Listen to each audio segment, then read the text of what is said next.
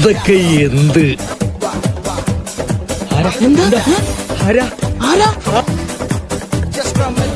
നീ എവിടെന്നാണ് വന്ന മരഭൂതമേ?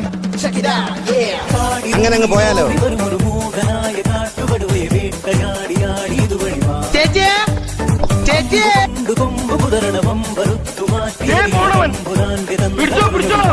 അപ്പൊ ഞാൻ പൊട്ടണ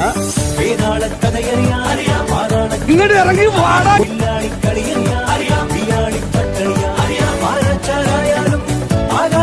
കോനത്തും